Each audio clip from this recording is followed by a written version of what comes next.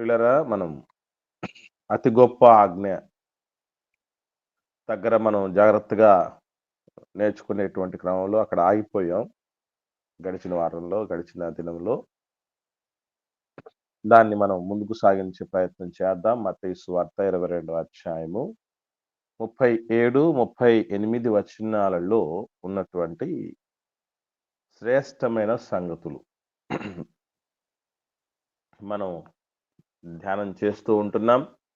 ఇంతకంటే ముందు మరి ఆజ్ఞలను 613 ఆజ్ఞలను సింప్లిఫై చేస్తూ అన్ని సారాంశం దెబ్బతినకుండా ఆయా దైవజనులు దావీదు గారు, సొలొమోను గారు, హోషేయ గారు, యెషయా గారు, మీకా గారు, ఆమోస్ గారు, హబక్కూక్ గారు వీళ్ళందరూ కూడా ఏ రీతిగా వాళ్ళు విషయాలు తెలియపరుస్తూ వచ్చారనేది కూడా మనం నేర్చుకోవటం జరిగింది.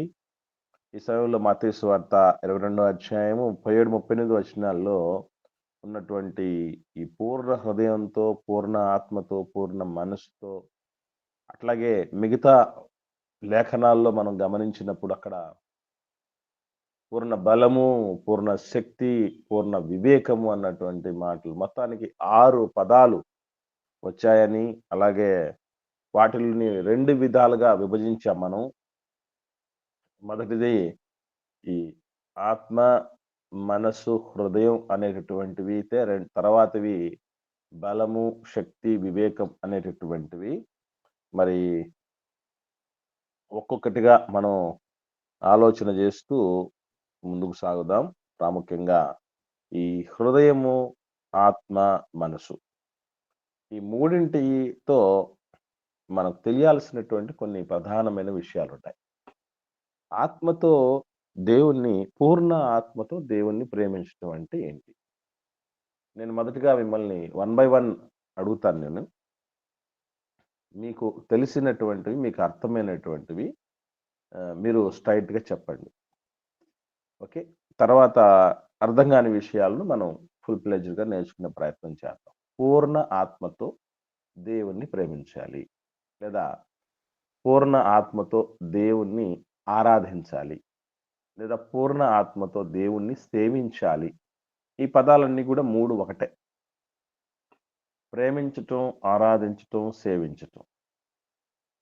ఈ పదాలన్నీ కూడా చిన్న డిఫరెన్స్‌తో ఒకటే అర్థాన్నిస్తాయి. అది పూర్ణ ఆత్మతో దేవుణ్ణి ప్రేమించటం అంటే మీకు ఇంతవరకు అందిన సమాచారాన్ని మనసులో ఉంచుకొని మీరు తెలియపరచవలసిందిగా ప్రేమతో మనవి చేస్తున్నాను. త్వరగా.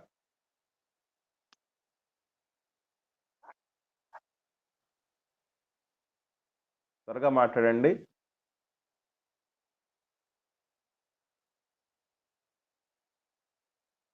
ఎవరు లైన్‌లో లేరా బ్రదర్స్, సిస్టర్స్? వందనాలు సార్. వందనాలమ్మా, మాట్లాడమ్మా. అంటే ఆత్మ అంటే అంతరింద్రియాల యొక్క కలయిక. అందుకని హృదయంతోనూ మనస్సుతోనూ అంతరింద్రియాల యొక్క కలయిక పరిపూర్ణ.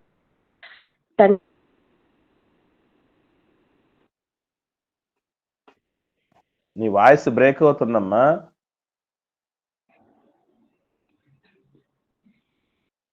రైట్. ఇంకొకరు మాట్లాడండి. ఇంకా ఎవరికి? వందనాలమ్మా, చెప్పండమ్మా. ద్వితీయోపదేశ కాండము 4వ అధ్యాయం 29వ వచనంలో, నీ పూర్ణ హృదయంతోనూ పూర్ణ ఆత్మతోనూ దేవుణ్ణి వెతికినప్పుడు ఆయన మనకు ప్రత్యక్షమవుతాడని ఒక లేఖనం సెలవిస్తుందన్న. కాబట్టి మీరు అలాగే ద్వితీయోపదేశ కాండము 11వ అధ్యాయం 18వ వచనంలో, కాబట్టి మీరు నా మాటలను మీ హృదయంలోను మీ మనసులోను ఉంచుకోవాలి అని కూడా ఉందన్న. అలాగే దావీదు గారు హృదయంతో ఆయన దేవుని సేవించినాడు కనుక ఆయన దేవుని హృదయానుసారుడయ్యాడు. హిజ్కియా గారు కూడా యథార్థ హృదయంతో ఉన్నాడు కాబట్టి ఆయన ప్రార్థన దేవుడు అంగీకరించాడని కూడా మనం తెలుసుకున్నాం. ఓకే అమ్మా, ఇక్కడ నేను స్ట్రైట్‌గా అడుగుతున్న విషయం ఏంటంటే, మనం హృదయం దగ్గర, మనసు దగ్గరకి ఇంకా వెళ్ళలేదమ్మా. ఒకటి ఫస్ట్ పాయింట్. తర్వాత ఆత్మ, పూర్ణ ఆత్మతో దేవుణ్ణి ప్రేమించాలి అంటే అర్థం ఏమిటి అని అడుగుతున్నాను. దాన్ని ఏ విధంగా డిఫైన్ చేస్తున్నారు, నిర్వచిస్తగలుగుతాం మనం? పూర్ణ ఆత్మతో దేవుణ్ణి వందనాలమ్మా. ప్రేమించడం అంటే. వందనాలమ్మా, చెప్పండి. సజీవ యాగంగా మనల్ని మన తండ్రికి సమర్పించుకొని ఆరాధించాలని అర్థం అనుకుంటున్నాను. ఓకే సర్వ శరీరంతో ఆత్మతో సజీవ యాగంగా. ఓకే ఓకే అమ్మా, రైట్. ఇంకా ఇంకెవరన్నా మాట్లాడండి. వందనాలన్నా. వందనాలమ్మా, చెప్పండి. ఏమాత్రం అంటే దేవుడు ఉన్నాడా లేడా అని ఏమాత్రం మనం సందేహించకుండా మన దేవుడు ఉన్నవాడు అని చెప్పి మన పూర్ణ ఆత్మతో ఆయన్ని ఆరాధించాలి అని ఓకేమ్మా, దేవుడు చెప్తున్నాడు. ఓకేమ్మా, రైట్. ఇంకెవరన్నా ఉన్నారా మాట్లాడేవాళ్ళు? వందనాలమ్మా, వందనాలు. చెప్పండి. చెప్పండి తల్లి. అన్న సంపూర్తిగా దేవుని ప్రేమించాలి, ఏమాత్రము సంకోచించకుండా నేను. ఓకే. ఇంకా బ్రదర్స్ ఎవరు లేరా లైన్లో? బ్రదర్స్ ఎవరు లేరు. రైట్.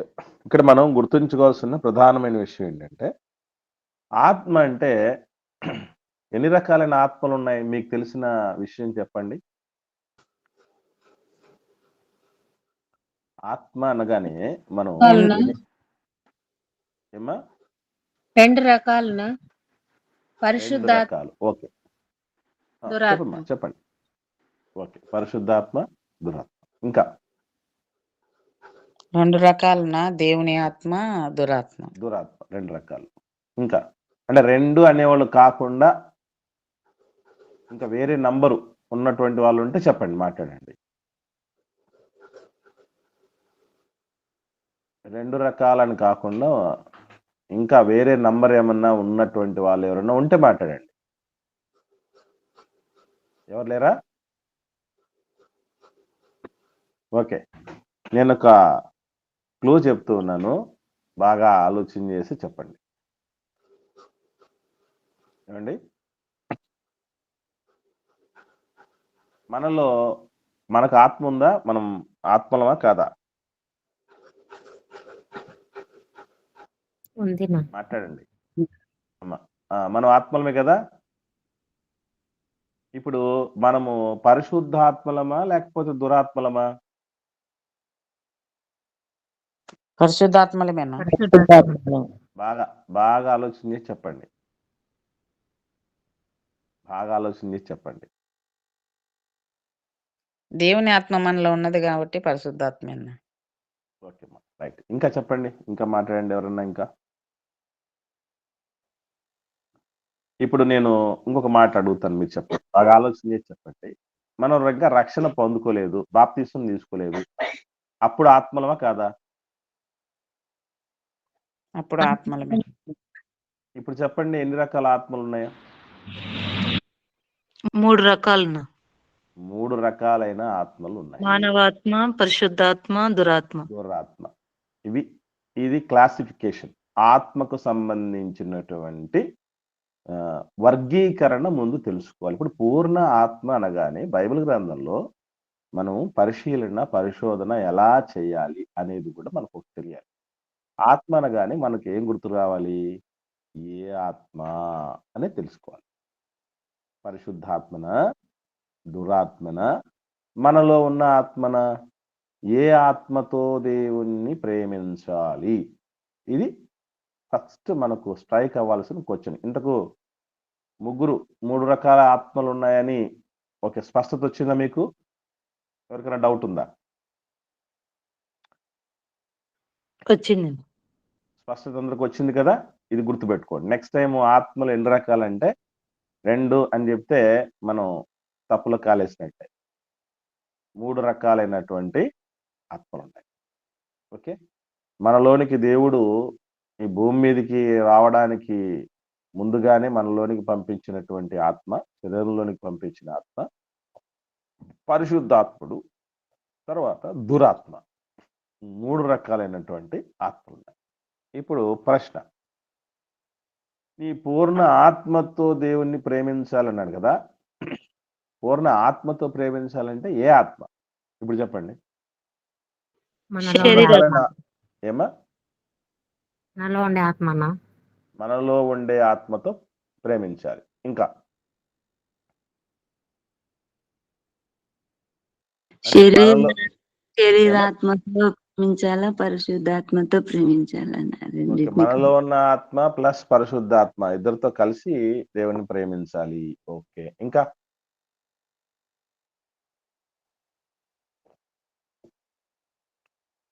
ఇప్పుడు 2 రకాలైన ఆన్సర్‌లొచ్చాయి. ఇంక మూడో రకమైన ఆన్సర్ గూడా ఏదన్నా ఉంటే చెప్పండి. ఇబ్బందేం లేదు. రైట్.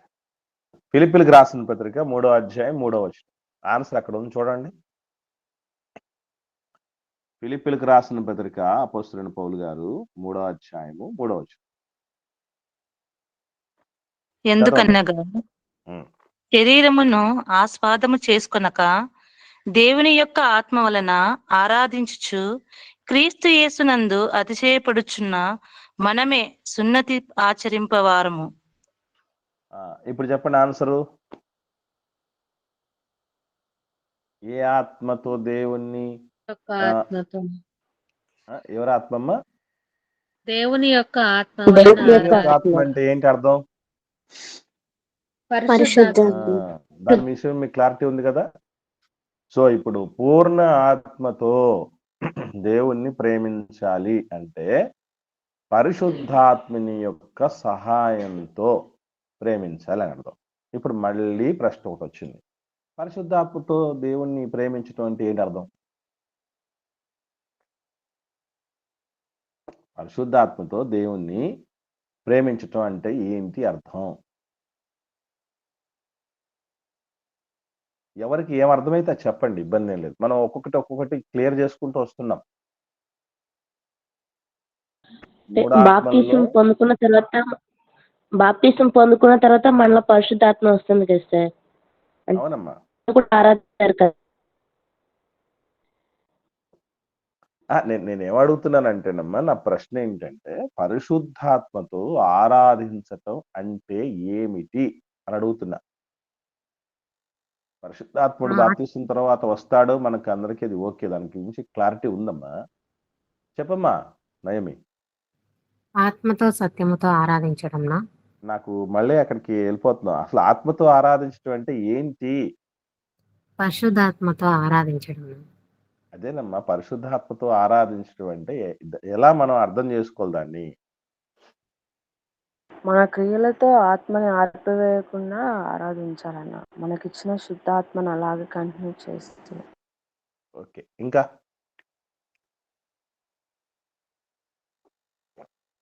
ఇంకా చెప్పండి. పరిశుద్ధాత్మతో ఆరాధించడం అంటే అర్థం ఏంటి? మన శరీర ఆత్మతో కాకుండా రెండు పరిశుద్ధాత్మను కలిపి మనము ఆయన ఆరాధించాలి అనేసి అని అనుకుంటున్నాను. లేదమ్మా, ఇక్కడ మనం అసలు ఏంటి అర్థం ఏంటి? మంచిదే, ఎవరితో ఆరాధించాలి అనేది చెప్పావు, ఓకే, బానే ఉంది. అసలు పరిశుద్ధాత్మతో ఆరాధించడం అంటే అర్థం ఏంటి? ఎవరు పరిశుద్ధాత్మతో ఆరాధిస్తున్నారు, ప్రేమిస్తున్నారు అని మనం ఎలా అర్థం చేసుకోవాలి? ఏ క్రియలను బట్టి అర్థం చేసుకోవాలని అడుగుతున్నా. ఇప్పుడు ఇప్పటిదాకా మనం అట్లా పైపైన వెళ్ళిపోయాం. ఎటో కొట్టుకుపోతున్న పరిస్థితులు వచ్చాయి. వీటికి సంబంధించి ఎన్ని విషయాలు ఎంతో కాలంగా తెలియని సంగతులు, పరిస్థితులు ఉండిపోయాం. అలా కాకూడదనేది నా ఉద్దేశం ఇక మీదట. రైట్. ఇప్పుడు ఫిలిప్పీలకు రాసిన పత్రికలో ఫస్ట్ వద్దాం. ఒక చిన్న క్లారిటీ మనకు అక్కడ వస్తుంది. 3వ అధ్యాయము 3వ వచనంలో రాయబడినటువంటి మాటను జాగ్రత్తగా పరిశీలన చేస్తే, శరీరమును ఆస్పదము చేసుకొనక అనే మాట కనబడింది కదా. శరీరమును ఆస్పదము చేసుకొనక అంటే దేవుణ్ణి ప్రేమించేటప్పుడు శరీరము మాత్రమే ఉపయోగించే విధంగా ఆయన్ని ప్రేమించొద్దు. అంటే బాడీ మాత్రమే ప్రజెంట్ చేసి మైండ్ ఆబ్సెంట్ అంటారే, అట్లాంటి పరిస్థితిలో దేవుణ్ణి ప్రేమించడం కుదరదు. అర్థం కావడం మాట చెప్తాను బాగా క్లారిటీగా. ఇంట్లో ఉన్నటువంటి యజమానుడు డబ్బు బాగా కష్టపడి సంపాదించి తీసుకొచ్చి భార్య మొఖాన కొడుతున్నాడు. "తీసుకో పో" అని ఏసేస్తున్నాడు. సరుకులన్నీ తీసుకొస్తున్నాడు. భార్య మొఖాన కొడుతున్నాడు. ఇంకా వాళ్ళలో ఏ బాండింగు, ఏ బంధం లేనటువంటి పరిస్థితి. ఏ అనురాగం గాని, ఆహ్, ఏ మధ్యలో ఉద్వేగాలు గాని ఏవి లేవు. కానీ తీసుకొస్తున్నాడు. తీసుకొచ్చి పెట్టేది, చేసేది చేస్తున్నాడు గానీ, ఎంతవరకు ఉండాలో అంత టచ్ మీ నాట్ అన్నట్టుగా ఉన్నాడు. ఇక్కడ ఏది దేంతో ప్రేమించగలిగాడు అంటే శారీరకంగానే కావలసినట్టు శరీరానికి కావాల్సినవి ఇచ్చి ప్రేమించడం జరిగింది. కానీ ఆమె మనసుకు కావాల్సినవి, ఆమె హృదయానికి కావాల్సినవి, మానసికంగా కావాల్సిన సపోర్ట్ ఇవ్వలేకపోతున్నాడు. కలిసి మాట్లాడట్లేదు, కావాల్సినవి చూసుకోవట్లేదు. ఏమి ఆ రకమైనటువంటి ఆలోచనలు లేవు. దేవుడి విషయంలో కూడా మానవుడు ఎట్లా తయారవుతున్నాడంటే, ఇదిగో నేను సంపాదించింది 4 రాళ్ళు నీ మొఖాన పడేస్తా. తర్వాత నా ఇష్టం వచ్చినట్టు తిరుగుతా. నా ఇష్టం వచ్చిన పనులు నేను చేసుకుంటా. నాకు అవసరం లేనప్పుడు, సమయం ఉండనప్పుడు నీ దగ్గరకొస్తా. వచ్చి అటెండెన్స్ అంతవరకే. వస్తాను, కూర్చుంటాను. ఈ ప్రజలు పెదవులతో నన్ను ఘనపరచుదురు గాని అంటాడే దేవుడు.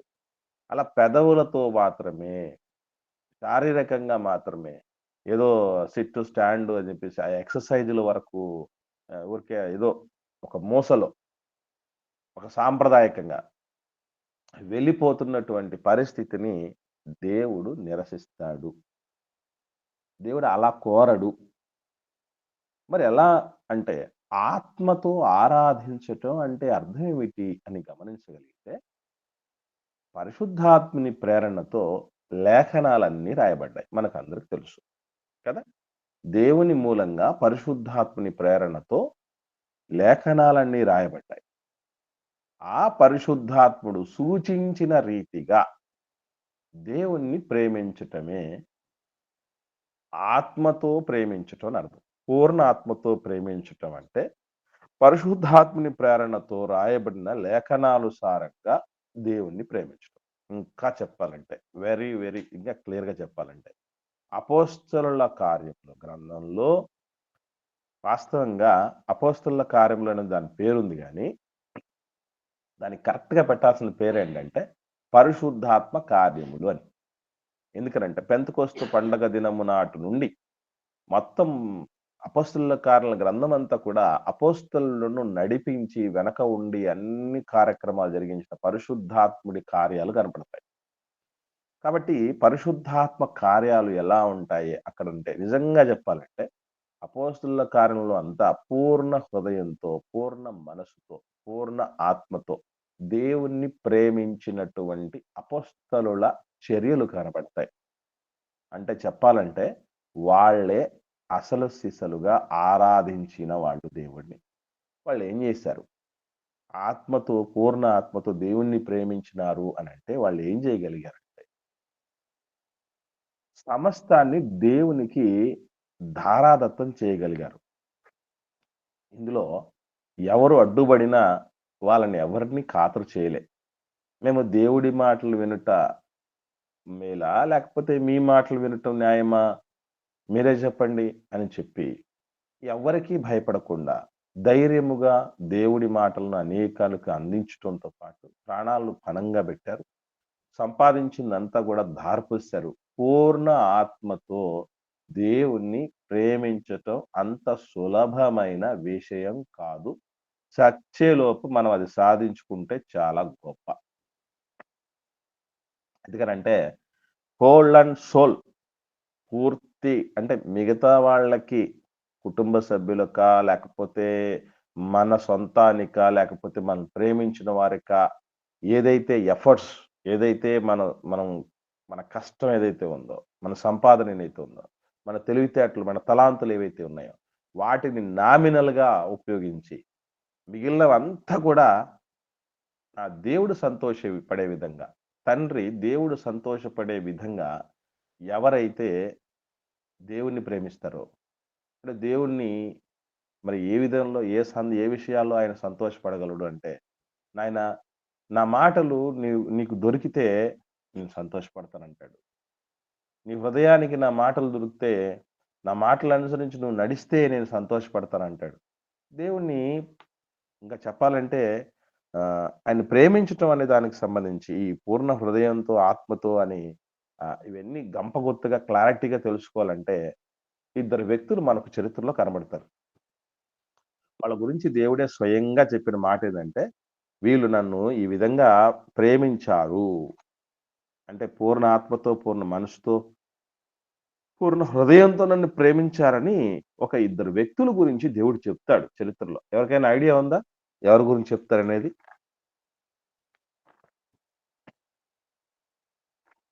ఇంకా వ్యక్తుల దగ్గరికి వెళ్ళిపోతే మనకి ఇంకా బాగా అర్థం అవుతుంది. అందుకని వ్యక్తుల దగ్గరికి వెళ్ళిపోదాం. ఎవరికైనా ఐడియా ఉందమ్మా? బ్రదర్స్ కానీ సిస్టర్స్ కానీ ఇద్దరు గురించి దేవుడే చెప్పాడు. వీళ్ళు నన్ను ఈ విధంగా పూర్ణ హృదయంతో, పూర్ణ మనసుతో నన్ను ప్రేమించారు అని వాళ్ళ గురించి దేవుడు స్టేట్మెంట్ ఇస్తాడు. ఎవరికైనా ఐడియా ఉందా?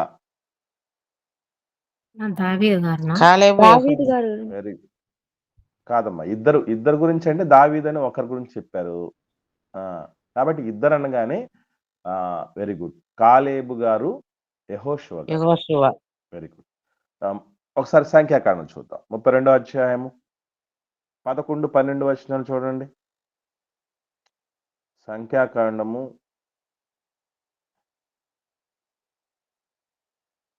32వ అధ్యాయము 11, 12 వచనాలు చదవండి. 20 ఏండ్లు మొదలుకొని పైప్రాయం కలిగి ఐగుప్తు దేశంలో నుండి వచ్చిన మనుషులలో పూర్ణ మనసుతో యెహోవాను అనుసరించి కెనేజీయుడగు యెఫున్నె కుమారుడైన కాలేబును నూను కుమారుడైన యెహోషువయు తప్ప మరి ఎవడును పూర్ణ మనసుతో నన్ను అనుసరింపలేదు గనుక నేను అబ్రహాము, ఇస్సాకు, యాకోబులకు ప్రమాణపూర్వకంగా నిలిచిన దేశమును వారు తప్ప మరి ఎవరును చూడరని ప్రమాణము చేశాను. చూడండి, గమనించండి. ఇక్కడ ఇద్దరు పేర్లు దేవుడు ప్రస్తావించాడు. వీళ్ళు పూర్ణ మనసుతో దేవుణ్ణి ప్రేమించారట. సో వీళ్ళు ప్రేమించారంటే ఏం చేశారు? వీళ్ళని ఒకసారి క్లూగా తీసుకొని మనం ముందుకు సాగుదాం. ఎందుకంటే ఆ పూర్ణ మనసుతో, పూర్ణ హృదయంతో, పూర్ణ ఆత్మతో ప్రేమించటం అనే దాని విషయాల్లో మనం ఆత్మ విషయంలో ఒక క్లారిటీ వచ్చింది. తర్వాత ఇక్కడ మనసుతో మాట్లాడుతూ ఉన్నటువంటి పరిస్థితి, ఈ మనసు హృదయం చాలా దగ్గర సంబంధం కలిగినటువంటి విషయాలు. ఆ దగ్గర సంబంధం ఏంటనేది ఒకసారి మీకు వివరణ ఇస్తాను. తదుపరి దీని దగ్గరికి వెళ్దాం. ఇక్కడ చెప్తున్నటువంటి మాట, వీళ్ళు ఏం చేశారని, వీళ్ళలో ఏ ప్రత్యేకతను చూసి దేవుడు ఈ మాట అంటున్నాడు, పూర్ణ మనసుతో నన్ను ప్రేమించారని దేవుడు ఎలా చెప్పగలిగాడు? మీరు చెప్పండి. అంటే ఏది పిక్ చేసుకోవాలి వాళ్ళ దగ్గరలో నుంచి, మనం ఏది మనం అర్థం చేసుకోవాలి, ఆకరింపు చేసుకోవాలి కూడా అర్థం కావాలి. మాట్లాడండి. నా ప్రశ్న అర్థమైందండి మీకు? మా బ్రదర్స్ కానీ సిస్టర్స్ కానీ నా ప్రశ్న అర్థమైందా? ప్రశ్న అర్థమైతే మీరు ఆన్సర్ చెప్పడానికి, రెస్పాండ్ అవ్వడానికి అవకాశం ఉంటుంది. దేవుడు మనకు అదే కనాను దేశాన్ని ఇస్తానన్నాడు కాబట్టి అది మనకి ఇస్తాడు అనే పూర్తిగా నమ్మేసినారు అన్నట్టు. ఇంకా వేరే క్వశ్చన్ ఏం లేదు, పూర్తిగా నమ్మడం నమ్మేసినారు. వెరీ గుడ్ అమ్మా. ఇక్కడ గుర్తుపెట్టుకోవాల్సిన విషయం ఏంటంటే, మనం అక్కడదా ఆగకూడదు. నమ్మడంతో పాటు ఏం చేశారు వాళ్ళు? అదే నమ్మిక చొప్పున ప్రవర్తించారు. ఇప్పుడు గోత్రానికి ఒక పెద్ద మనిషి చొప్పున కనానుని వేగు చూసి రమ్మని మోషే గారు పంపుతారు. ఇది సంఖ్యాకాండం 13వ అధ్యాయంలో కనబడుతుంది. గోత్రానికి ఒక పెద్ద మనిషిని చొప్పున, ఒక ప్రతినిధి చొప్పున కనానును వేగు చూసి రండి. అక్కడ మీరు ఏమేం కనుక్కోవాలంటే, అది ప్రాకారం కలిగిందా, లేకపోతే జనం ఎంతమంది ఉన్నారు, అక్కడ చెట్లు ఉన్నాయా లేవా, అక్కడ ఉన్నటువంటి కొన్ని పనులు తీసుకొని పిక్ చేసుకొని రండి, అవి ఎలా ఉన్నాయి చెప్పండి, ఆ భూమిని మీరు చెక్ చేసి రండి. ఎందుకంటే మనం ఉండబోతున్నాం కదా. ఇప్పుడు ఒక చోట స్థలాన్ని మనం కొనబోతున్నాం అనుకుందాం, ఒక చోట మనం ఇల్లు కట్టబోతున్నాం అనుకోండి, అవన్నీ చూస్తాం కదా వెళ్ళి. ఎట్లా ఉంది వాటర్ ఫెసిలిటీ, ఎట్లా ఉంది పవర్ సప్లై పరిస్థితి ఎట్లా ఉన్నాయి, ట్రాన్స్‌పోర్టేషన్ ఎట్లా ఉంది, అక్కడ ఉన్నటువంటి ల్యాండ్, ఉన్నటువంటి స్థలము ఆహ్, యొక్క ఫర్టిలిటీ, దాని యొక్క సారం ఎలా ఉంది, అది అది బీడు భూమా లేదా సాగు భూమా, పండే భూమా, పండని భూమా అనేటువంటి విషయాలు ఏంటి రకరకాలన్నీ ఎంక్వైరీ చేసుకొస్తాం కదా! వాళ్ళకు స్వాస్థ్యముగా ఇవ్వబోతున్నటువంటి దేశం, దేవుడే వాగ్దానం చేసిన దేశం ఏ రీతిగా ఉండబోతుందో మీరే కళ్ళారా చూసొచ్చి మీ ప్రతినిధులకు చెప్పేసి మీ కింద ఉన్నటువంటి వాళ్లకు తెలియపరిచి వాళ్ళను సజీవంగా వాళ్ళ ఆశలు నిలిపి ప్రయత్నం చేయండి అనేటువంటి మంచి ఉద్దేశంతో మోషే గారు పంపించారు. పంపిస్తే అక్కడ మిగతా గోత్రాల వాళ్ళు 12 గోత్రాలకు గాను 2 గోత్రాల ప్రతినిధులు వీళ్ళిద్దరు, కాలేబు గారు, యెహోషువ గారు. ఈ కాలేబు గారు, యెహోషువ గారు ఇచ్చిన ఇన్ఫర్మేషన్ ఒకటే. అదేంటంటే అక్కడ ఉన్నత దేహులు ఉన్నారు, వాళ్ళు మనల్ని చంపేస్తారు, వాళ్ళ దృష్టికి మనం మిడతల్లాగా ఉన్నామని మిగతా 10 గోత్రాల వాళ్ళు అంటే ఏం చెప్తున్నారంటే, మనము ఆ దేశాన్ని స్వాధీనపరచుకోవటం హైలీ ఇంపాసిబుల్. మనం అక్కడికి పోతే మనల్ని తినేస్తారు వాళ్ళు, మనల్ని చంపేస్తారు, మిడతల్ని నలిపేస్తారు అని చెప్తూ వచ్చారు. ఈ ఇద్దరు మాత్రమే ఏం చెప్తూ వచ్చారనంటే, అయ్యా వాళ్ళు ఉన్నత దేవులే కావచ్చు, వాళ్ళు నెఫీలు కావచ్చు, అనాకు వంశం వాళ్ళు కావచ్చు, వాళ్ళ దృష్టికి మనం మిడతల్లాంటి వాళ్ళం కావచ్చు. కానీ ఇక్కడ గుర్తుపెట్టుకోవాల్సింది, యుద్ధం చేసేది మిడతలు కాదు ఇక్కడ. అనాకు వంశం వాళ్ళతో తలపడేది మనం కాదు. వాగ్దానం చేసిన దేవుడున్నాడు, ఆయన యుద్ధం జరిపిస్తాడు, మనం పాత్రధారులం మాత్రమే, సూత్రధారి ఉన్నాడు అని దేవుడి మీద ఆధారపడి దేవుడి మాటను నమ్మగలిగారు. కళ్ళ ముందున్న సిచ్యువేషన్ని పక్కన పెట్టి పైనున్నటువంటి దేవుడి భరోసా మీద నమ్మిక ఉంచి ముందుకు సాగుతున్నటువంటి వ్యక్తులు పూర్ణ మనసుతో దేవుణ్ణి ప్రేమించేవాళ్ళు.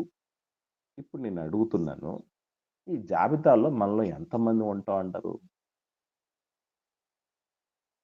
ఈ జాబితాలో మనం ఎంతమంది ఉండగలమంటారు చెప్పండి? అంటే నేను ఇవన్నీ మీకు ఎందుకు చెప్తున్నానంటే, అంత సులభమైన విషయము కాదు దేవుణ్ణి ప్రేమించటం అంటే. కళ్ళ ముందు ఇంట్లో ఉన్న ఒక్క బిడ్డను ప్రేమించుతున్నాము అనేంటి బిడ్డ చెప్పమనండి. ఎస్, నన్ను బాగా ప్రేమిస్తున్నారు మా అమ్మ నాన్నలు, ఏమాత్రం ఇందులో డౌట్ లేదని బిడ్డ చెప్పాలంటే వామ్మో ఎన్ని చూడాలి, ఎన్ని చేయాలి. ఇంట్లో భార్య చెప్పానండి, పూర్ణ మనసుతో మా ఆయన నన్ను ప్రేమిస్తున్నాడండి నేను చెప్పానండి. లేదు భర్త చెప్పానండి, పూర్ణ మనసుతో మా ఆవిడ నన్ను ప్రేమిస్తుందని. ఎవరి దాకా వద్దు. అంత చిన్న విషయం కాదండి ఇది. దేవుణ్ణి ప్రేమించడం ఆజ్ఞలన్నిటిలో ప్రధానమైన ఆజ్ఞ 613ని 2గా మారిస్తే ఎంత సాలిడిటీ, ఎంత పరిస్థితి వస్తుంది అనుకుంటున్నారు దాంట్లోకి? చిన్న విషయమా? మనం ఇప్పుడు దాకా చేస్తున్నది 0.0001% మాత్రమే దేవుణ్ణి ప్రేమించిన విధానం గమనించండి. ఎంతో చేయాల్సి ఉంది, ఎంతో నెరవేర్చాల్సి ఉంది. అది మనం గుర్తుంచుకోవాల్సినటువంటి ప్రధానమైన విషయం. వాళ్ళు దూకేశారంతే, పరిస్థితులు చూడట్లా. మిగతా వాళ్ళు పరిస్థితులను చూశారు, బెంబెలెత్తిపోయారు. కాబట్టి స్థితికి పరిస్థితికి అతీతుడు మన దేవుడు. కాబట్టి ఆయన మన మాట ఇచ్చిన వాడు నెరవేరుస్తాడు. కాబట్టి మనల్కి ఇస్తామన్నాడు, ఇస్తాడంతే. ఏదో రాజకీయ నాయకుడి గురించి గట్టిగా చెప్తుంటారు అన్నమాట, చెప్పాడంటే చేస్తాడంతే అని కదా. అది రాజకీయ నాయకుడికి జరగచ్చు, జరగకపోవచ్చు, కానీ ఇక్కడ జీవము కలిగిన దేవుడు, సర్వశక్తిమంతుడైనటువంటి ఆయన చెబితే ఖచ్చితంగా చేసేస్తాడు అంతే, తిరిగే ఉండదు. ఇక దాని మీద నమ్మిక ఉంచి ముందుకు సాగారు. అది పూర్ణ మనసుతో దేవుణ్ణి ప్రేమించడం అంటే. ఏమంటే ఈ మనసు, హృదయం, వీటి గురించి కూడా ఒక చిన్న క్లారిటీ మనకు తెలియాలి. హృదయం గురించి అందరికీ తెలిసినటువంటి విషయాలు ఏమిటంటే, హృదయం గురించి మీకు తెలిసిన విషయాలు కొన్ని చెప్పండి ఎవరైనా. హృదయం గురించి మీకు తెలిసిన విషయాలు కొన్ని చెప్పండి. కొన్ని అంటే మీకు హృదయం ఏవైతే తెలుసో. మోసకరమైన వెరీ గుడ్. హృదయం మోసకరమైనదన్న. హృదయం మోసకరమైనది. ఇంకా హృదయం కోరికల నిలయం అని. హృదయం కోరికల నిలయం. ఇంకా హృదయం నుండి జీవధారలు ప్రవహిస్తాయి. హృదయం నుండి జీవదారులు బయలుదేరుతాయి. ఇంకమ్మా హృదయం నిండిన దాన్ని బట్టి నోరు మాట్లాడు. హృదయం నిండిన దాన్ని బట్టి నోరు మాట్లాడుతుంది. వెరీ గుడ్ అమ్మా. ఇంకా అంటే ఆన్సర్లన్నీ మీ దగ్గర నుంచి వచ్చేసాయి. మోస్ట్లీ ఆన్సర్లన్నీ వచ్చాయి. కాకపోతే వాటిని సమకూర్చుకోవటం తెలియాలి. ఇప్పుడు ముడి సరుకు ఇంట్లో ఉందండి, దాన్ని ఏం చేయాలి? ఆకలి తీరాలంటే సమకూర్చుకొని వంట చేసుకోవాలి. వాటన్నిటి సమపాలలో కూర్చి వంట తయారు చేసి ప్లేట్లో పెట్టుకుంటే ఆకలి తీరుతుంది. ఇప్పుడు ఏమైందంటే రా మెటీరియల్ వచ్చేసింది. ఇప్పుడు రా మెటీరియల్ ఏం చేయాలంటే తిండిగా తయారు చేయాలి. ఎట్లా తయారు చేయాలంటే ఫస్ట్ ఆఫ్ ఆల్ గుర్తుపెట్టుకోండి, అందరికీ హృదయం అనగానే గుర్తొచ్చేది ఏంటంటే అది ఇదిగో మోసకరమైనది, ఘోరమైన వ్యాధి కలిగింది. ఇంకా చెప్పాలంటే దురాలోచనలు, వేశ్యాగమనాలు, దొంగతనాలు, నరహత్యలు, దేవదూషణలు ఇవన్నీ కూడా హృదయంలో నుంచే వస్తాయి అనే మాటలు ఈ మాత్రం. ఇప్పుడు నేను అడుగుతున్న మాట ఏంటంటే, ఒకవేళ హృదయం ఇంత భయానకమైందంటే, ఇంత భయానకమైన దాన్ని పెట్టిన దేవుడిది కదా తప్పు. అవునా కాదు? మీరు చెప్పండి. దేవుడు మంచిగానే పెట్టినా మనం ఆ మంచితనాన్ని లేకుండా చెడుని ఆలోచన చేస్తాం. అది ఎలా చెప్పగలవమ్మా మంచిగా పెట్టాడని? వాక్యంలో రాయించినాడు కదన్నా, దేవుడు యథార్థవంతులుగా మనుషులందరినీ పుట్టించినాడు, వాడు వివిధమైన తంత్రములు కల్పించుకొని. ఓకే ఓకే అయితే మరి కరెక్ట్గా పాయింట్ దగ్గరకు రావాలి. అది మీరు ఆన్ ది హోల్ చెప్పారమ్మా, మంచిదే. కాకపోతే మనం పాయింట్ దగ్గర రావాలి. మనం ఎక్కడ ఆలోచన చేస్తున్నాం?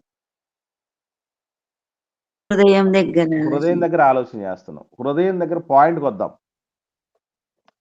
ఇప్పుడు నేనే నేరారోపణ చేస్తున్నాను దేవుడి మీద అనుకుంటున్నాను, నేనే హేతువాదని అనుకుందాం, నేనే నాస్తికుని అనుకుంటున్నాను. ఘోరమైన వ్యాధి కలిగిన దానిగా దేవుడు చేసి అవన్నీ భయంకరమైనటువంటి అపవిత్రమైనటువంటి వాటన్నిటితో నింపి ఇప్పుడు నేను తప్పు చేశానంటే ఎట్లాగా? అలాంటి తప్పు చేసే రకంగా దేవుడు పెట్టాడు కాబట్టి దేవుడిది తప్పు అంటాను నేను. మీరు దేవుని ప్రతినిధులుగా ఏం చెప్తారు? రైట్, అది అలాంటి చెప్పేశారు మీరు, ఆన్సర్ వచ్చేసింది. సామెతల గ్రంథం 4వ అధ్యాయము. అదే హృదయం నుండి జీవధారాలు కూడా వస్తాయని చెప్పినారు కదన్నా. వెరీ గుడ్ అమ్మా. ఒకసారి చూద్దామమ్మా. 4వ అధ్యాయం 23వ వచనం. సామెతల గ్రంథం 4వ అధ్యాయం 23వ వచనం. నీ హృదయములో నుండి జీవధారలు బయలుదేరును కాబట్టి అన్నింటికంటే ముఖ్యముగా నీ హృదయమును భద్రముగా కాపాడుకొనుము. ఇక్కడే అసలు కిటుకుంది. ఏంటంటే వాస్తవంగా హృదయాన్ని దేవుడు జీవధారలు బయలుదేరేదానిగా, జీవధారలు దానిలోంచి పుట్టుకొచ్చే దానిగా తయారు చేశాడు. కానీ దాన్ని కాపాడుకోలేకపోతే ఏమవుతుంది? ఇప్పుడు ఇర్మీయా గ్రంథం 17వ అధ్యాయంలో చెప్పబడిన మాట ఉంది చూసారా, 9వ వచనంలో ఏమిటది? ఘోరమైన వ్యాధి కలిగింది అనేది. అంటే దాన్ని కంట్రోల్ చేసుకోలేకపోతే, సరైన విధానంలో వాడుకోకపోతే అలా తయారవుతుంది. అందుకే కాపాడుకో అన్నాడు. ఇంకా దేవుడు హృదయాన్ని ఇంకెంత మంచిదానిగా చేశాడు అనేది చూద్దాం మనం. ప్రసంగి గ్రంథం 3వ అధ్యాయం. ప్రసంగి గ్రంథం 3వ అధ్యాయం 11వ వచనం చూడండి. 11వ వచనం.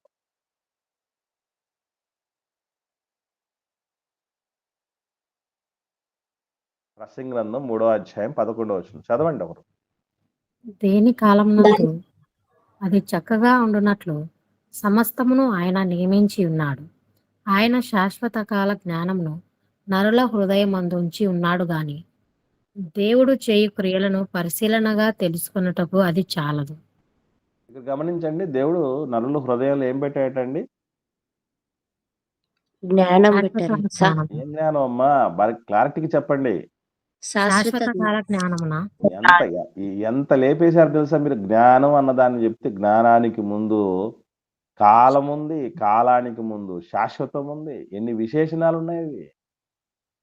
శాశ్వత కాల జ్ఞాని ఎవరు? దేవుడు ఉన్నాడు. దేవుడు దేవుడా? అయ్యయ్యో! మనిషి మనకి అనుగ్రహించారు. దేవుడు మనకి ఇచ్చాడమ్మా. మంచిది. ఇక్కడ గమనించండి. శాశ్వత కాల జ్ఞానమును నరుల హృదయంలో ఉంచాడనుంది. కాబట్టి శాశ్వత కాల జ్ఞానం ఎవరిప్పుడు? నరుడు. మనిషే. ఇప్పుడు మన బ్రహ్మం గారికి ఏమనుంది అమ్మా? బ్రహ్మం గారి మాటల్లో ఉన్నారు కదా! అమ్మ వాళ్ళు చెప్పండి. కాలజ్ఞాని అని. కాలజ్ఞాని. కాలజ్ఞానిన్నా. కాలజ్ఞానం ఉంది. ఆయన చాలా చిన్నోడి కింద లెక్క. ఆ బిరుదు చూస్తే ఏదో అనుకుంటారు. చాలా అవునన్నా. మంది ఆ బిరుదు అవును. చూస్తే ఏం చాలా లేదు. గొప్పదనుకుంటారు కదా! కాదు. మనుషులందరికీ దేవుడు అంతకు మించింది ఇచ్చాడు. ఏంటది? శాశ్వత కాలజ్ఞానం. శాశ్వత కాల జ్ఞానం.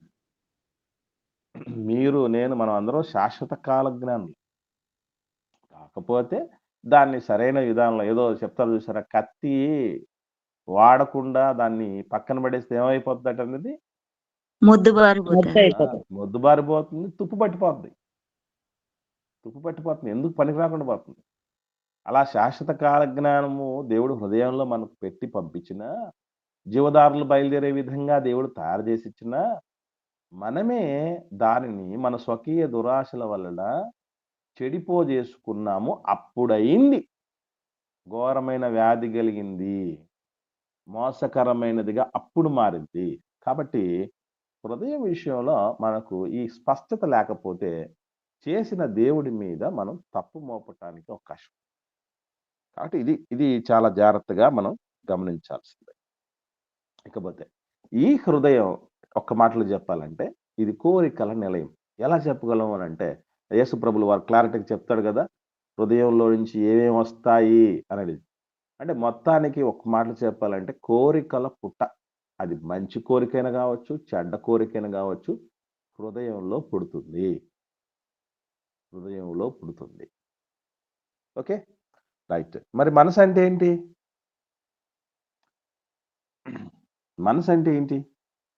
మనం అందరం ఇప్పుడు దాకా ఏమనుకున్నాం అంటే హృదయమే మనసు, మనసే హృదయం అని మనం అనుకుంటూ ఉంటాం. కానీ ఇవన్నీ ఆలోచన కేంద్రం. ఏమ్మా? ఆలోచన కేంద్రం. ఆలోచనలకి కోరికలకి ఏంటమ్మా డిఫరెన్స్ చెప్పమ్మా? అంటే కోరికని దాన్ని మనకి మనసులో పంపించి వాటిని క్రియల రూపంలో చేపిస్తుంది సార్ మనసు. ఎలా చెప్తావు అమ్మా అది?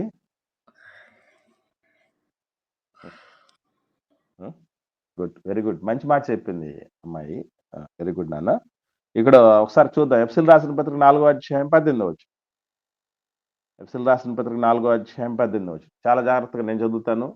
మీరు ఇక్కడే చాలా ఈజీగా క్లారిటీగా తెలుసుకోవచ్చు. ఇప్పుడు సహోదరిమణి ఏదైతే మాట్లాడారో దానికి అద్భుతమైనటువంటి బిబిలికల్ ప్రూఫ్ అది.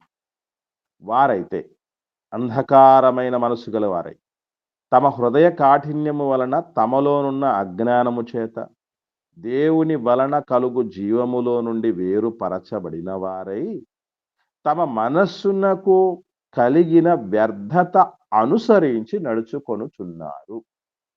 ఇందులో చివరి మాట ఏమిటది? మనస్సునకు కలిగిన వ్యర్థతను అనుసరించే నడుస్తున్నారు. అంటే అది శారీరక క్రియల రూపంలో బయటపడుతుంది. అంటే ఒక మాటలో చెప్పాలంటే శారీరకమైనటువంటి పనులకు మూలం ఏంటి? మనం చేసే ప్రతి చేష్టకు మూలం ఏమిటి? మనసే.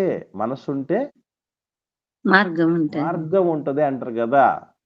ప్రతిదానికి ఎందుకురా నువ్వు అట్లా విచారంగా ఉన్నావు అంటే ఏమంటాడు? ఎందుకు అంత బాధపడతావు? మనసేం బాగలేదు అని అంటారు కదా! కాబట్టి ఇక్కడ గుర్తుపెట్టుకోవాల్సిన విషయం ఏంటంటే మనసు యొక్క స్థితిగతులను బట్టి, అంటే మనసు మంచిదైతే క్రియలు బయటికి శారీరక క్రియలు మంచిగా ఉంటాయి. మనసు చెడ్డదై ఉంటే శారీరక క్రియలు కూడా చెడ్డదుంటది. అందుకే మనస్సునకు కలిగిన వ్యర్థత అనుసరించి నడుచుకుంటాడు మనిషి. రైట్. ఇప్పుడు నేను అడుగుతున్నాను, ఈ వ్యర్థత ఎక్కడి నుంచి వచ్చింది మనసుకి? ఈ వ్యర్థత ఎక్కడి నుంచి వచ్చింది మనసుకి? హృదయం నుంచి అన్న. ఎలా చెప్పగలం అది? అక్కడే ఉంది. 18వ వచనంలోనే ఉంది అది గూడా. 18వ వచనంలోనే ఉంది. తమ హృదయ కాఠిన్యము వలన అన్నాడు కాఠిన్యం. కదా! కాబట్టి హృదయములో ఉన్నటువంటి ఈ కోరికలన్నీ గూడా మనసు తీసుకొని శరీరం సహాయంతో అది కార్యరూపం దాలుస్తుంటుంది. ఇంత జరుగుతోంది మన లోపల.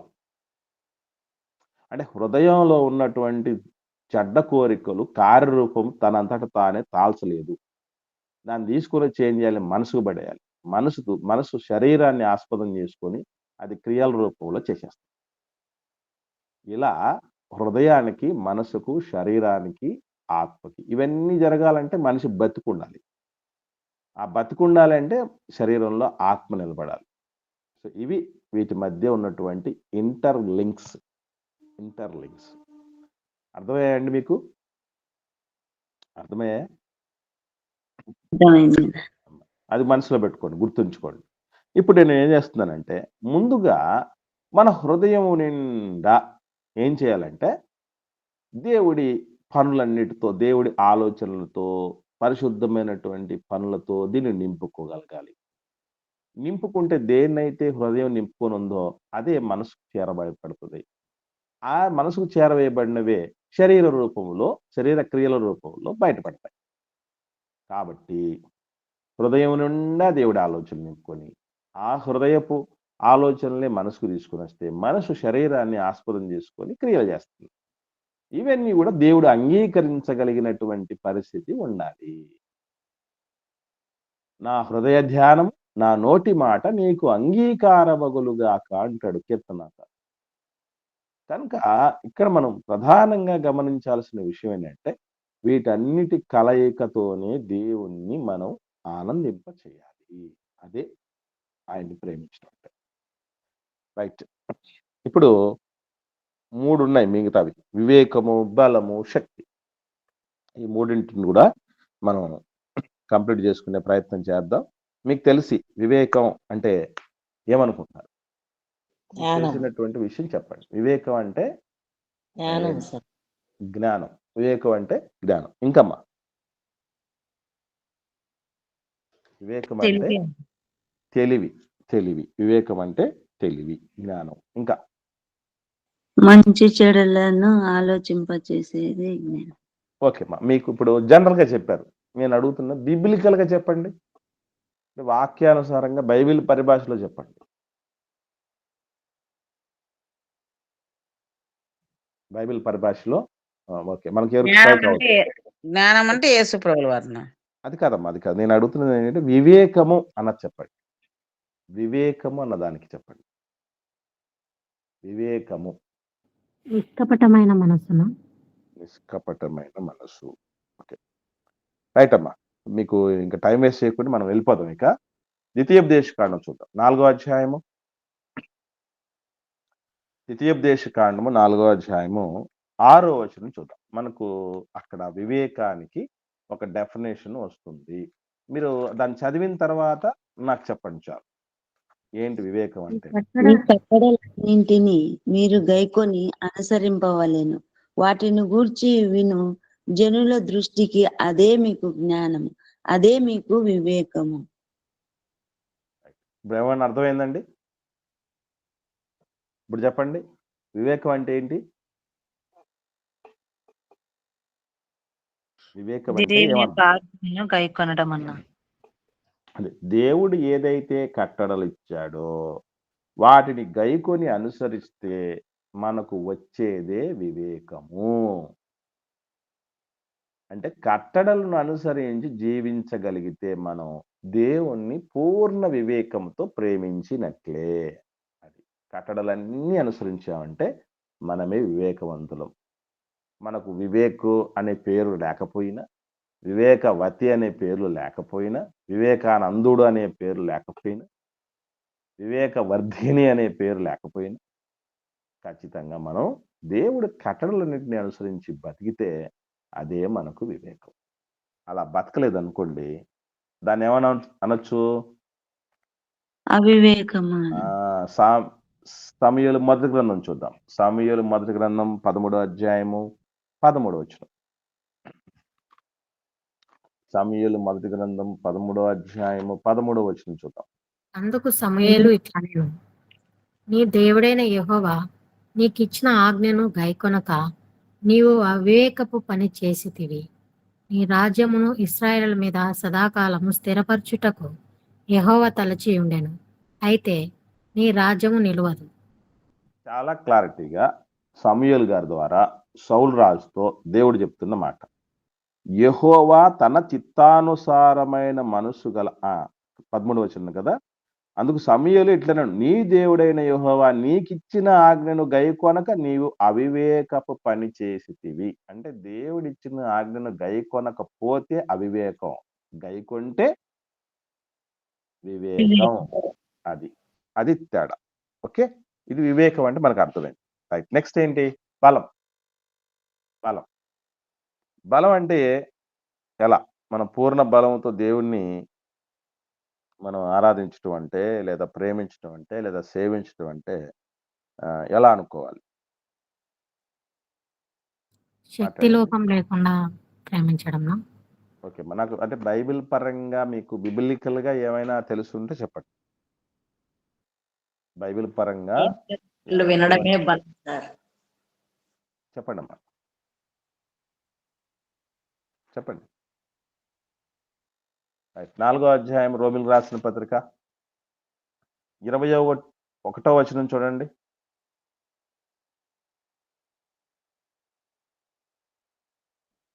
దేవుని మహిమపరిచి మనలో ఆయన ఎవరు బలవంతులో, ఎవరు బలం లేనోళ్ళో ఇక్కడ అర్థమైపోద్ది. చదువు తల్లి. దేవుని మహిమపరిచి ఆయన వాగ్దానం చేసిన దానిని నెరవేర్చుటకు సమర్థుడని రూఢిగా విశ్వసించి విశ్వాసం వలన బలము నొందెను. అంటే మనిషి బలవంతులు అవ్వాలంటే దేని వల్ల అవుతారండి? విశ్వాసం వల్ల. విశ్వాసం వలన. విశ్వాసం వలన. ఏమని విశ్వసించాలి? ఏమని నమ్మాలి? అక్కడే ఉంది. దేవుడు అక్కడే ఉంది. వాగ్దానం చేసిన దానిని వాగ్దానం నెరవేర్చుటకు చేసిన దాన్ని నెరవేర్చటానికి దేవుడు సమర్థుడని నమ్మడమే బలం. మనిషికి శారీరకమైన బలాన్ని ఇవ్వటానికి ఆహార పదార్థాలు ఎన్నో ఉన్నాయి. కానీ ఆధ్యాత్మిక బలం ఎవరు అనంటే, మనం పాట పాడతామే, గుర్తు చేసుకోండి. ఏ పాట? యెహోవా నా బలమా, యథార్థమైనది నీ మార్గం, పరిపూర్ణమైనది నీ మార్గం. యెహోవా. కాబట్టి మనం గమనించగలిగితే మన బలం ఆయనే. దేవుడే నా బలం అని పూర్తిగా నమ్మగలిగితే నాకు ఆయన ఏదైతే అనుకున్నాడో అది చేస్తాడు అనేటువంటి పరిస్థితిలో నమ్మగలిగినటువంటి పరిస్థితే మనిషికి బలం. ఇంకా బలం అంటే మరొక డెఫినేషన్ కూడా ఉంది. కొరింథీయులకు రాసిన మొదటి పత్రిక 3వ అధ్యాయం మొదటి 2 వచనాలు చూద్దాం. కొరింథీయులకు రాసిన మొదటి పత్రిక 3వ అధ్యాయం మొదటి 2 వచనాలు నేను చదువుతున్నాను చూడండి. సహోదరులారా, ఆత్మ సంబంధులైన మనుషులతో మాట్లాడినట్టు నేను మీతో మాట్లాడలేకపోతుంది. శరీర సంబంధులైన మనుషులేని, క్రీస్తునందు పసిబిడ్డలేని మీతో మాట్లాడవలసి వచ్చెను. అప్పటిలో మీకు బలము చాలకపోయినందున పాలతోనే మిమ్మును పెంచి తిని గాని అన్నముతో మిమ్మును పెంచలేదు. మీరు ఇంకనూ శరీర సంబంధులై ఉండుట వలన ఇప్పుడును మీరు బలహీనలై ఉన్నారు కారా? ఇప్పుడు చెప్పండి, బలం అంటే దేని వల్ల వస్తుంది చెప్పండి మనిషికి? ఆత్మీయ బలం దేంతో వస్తుంది? శరీర వాక్యమే. వాక్యము ఆత్మకు ఆహారం. దాన్ని ఎవరు ఎక్కువ తీసుకుంటే, ఇప్పుడు శారీరకంగా ఆహారం ఎవరు ఎక్కువ తీసుకుంటే వాళ్ళు బలంగా ఉంటారు. ఆత్మీయమైన ఆహారం ఎవరు ఎక్కువ తీసుకుంటే వాళ్ళు బలంగా ఉంటారు. కాబట్టి అది ఎంత ఎక్కువగా, ఎంత బలమైన పౌష్టికాహారం తీసుకుంటే, ఆహారం తీసుకున్నంత మాత్రం చేత ప్రతిదీ మంచి ఆహారం కాదు. మళ్ళీ గుర్తుపెట్టుకోండి. మనం తీసుకునే ఆహారాన్ని బట్టి మన దేహం ఉంటుందట. మీకు తెలుసా? తీసుకునే ఆహారాన్ని బట్టి దేహం ఉంటుంది. మీకు ఎప్పుడైనా ఆలోచన చేశారో లేదో? జలప్రళయం తర్వాత మాంసాహారాన్ని దేవుడు అలో చేశాడు. అది మీకు ఐడియా ఉందా? నోహు గారి జలప్రళయం తర్వాత మాత్రమే దేవుడు మాంసాహారాన్ని అలో చేశాడు. అంతకు మునుపు లేదు. దాని గురించి మీకు ఐడియా ఉందా? ఉంది. నా జలప్రలయం తర్వాత నోవాహు గారు బలిపీఠం కట్టి ఇచ్చి బలులు అర్పిస్తాను. ఓకే. అంతకు ముందు కూడా జంతు బలులు ఉన్నాయమ్మా. కాకపోతే దేవుడే చెప్తాడు, ప్రాణము మనుషులు కలిగినటువంటి సమస్త చరములు మీకు ఆహారం అవుతాయి, ఆహారాన్ని రక్తంతో తినొద్దు అని 9వ అధ్యాయంలో ఆదికాండంలో చెప్తాడు దేవుడు. అంతకుముందు ఈ ఆజ్ఞ లేదు. ఓకే. పచ్చని కూర మొక్కల్ని ఇచ్చినట్టు ఇప్పుడు వాటిని కూడా మీకు ఇస్తున్నాను అంటాడు. ఎందుకు ఇచ్చాడు తెలుసా? శక్తి తక్కువైంది, బలం తక్కువైందని 5 దినమని. బలం తక్కువైందని తినమన్నాడు. ఇంకా చెప్పండి, ఎందుకు దేవుడు అంతకుముందు అలో చేయలేదు, తర్వాత ఎందుకు అలో చేశాడు? ఏమీ లేదు, గుర్తుపెట్టుకోండి. మనిషికి ఆయుష్ తగ్గించేశాడు దేవుడు. జలప్రళయం తర్వాత ఆయుష్ తగ్గించేశాడు. అంతకు మునుపు ఎన్ని సంవత్సరాలు బతుకున్నవాళ్ళు? దాదాపు 1000 సంవత్సరాలు బతికేవాడు. 1000 సంవత్సరాలు బతకాలనుకున్నాడు ఆకులు అలుములు తినాలి. తొందరగా పోవాలనుకున్నవాడు మాంస పదార్థాలు ఎక్కువ తింటూ చచ్చిపోతాడు. అంతే. ఈసారి అందుకే ఆయుష్ తగ్గించాడు కాబట్టి ఏదైనా తినమని. ఇప్పుడు డాక్టర్ గారు ఏమి లేదు అయిపోయింది అని అన్నప్పుడు ఏం చెప్తాడండి? అన్ని పెట్టండి అని అంటాడు. అంతే. వీళ్ళకి ఎట్లాగో 120 చేశాను కదా, 1000 నుంచి 120 తగ్గించాను కదా, తినండ్రా అని ఇచ్చేసాడు అంతే. అంటే మీకు ఈ మాట ఎందుకు చెప్తున్నానంటే, మనిషి తినే తిండిని బట్టే వాడి ఆయువు గాని ఆరోగ్యం గాని ఆధారపడి ఉంటుంది. అట్లాగే తీసుకునే ఆత్మీయ ఆహారంలో కూడా ఆత్మీయ ఆహారం కూడా 2 రకాలైన ఆహారాలు ఉంటాయి. ఒకటి కలుషిత ఆహారం, 2 మంచి పౌష్టికమైన శ్రేష్టమైన ఆహారం. అంటే బోధ, దేవుడి వాక్యం. 2 రకాలు ఉంటాయి. ఏది పౌష్టికాహారం తీసుకుంటే దానికి తగ్గట్టుగా ఉంటుంది జీవితం, బతుకు కానీ, నిర్ణయాలు కానీ, ఆలోచనలు కానీ, ఆదర్శాలు కానీ అన్ని దాన్ని బేస్ చేసుకుంటాయి. అంటే బలం అంటే ఎక్కడుంది? దేవుని నమ్మడంలో ఉంది. ఆ నమ్మకం ఎట్లా వస్తుంది? విశ్వసించడం కదా. విశ్వాసం ఎట్లా వస్తుందట? వినుట వలన అదేనమాట. వినుట కూడా దేన్ని వినాలి? శ్రేష్టమైన స్వచ్ఛమైనటువంటి దేవుడి మాటలు వినగలగాలి, నేర్చుకోగలగాలి, ఆకలింపు చేసుకోగలగాలి. అదే మనకు బలం.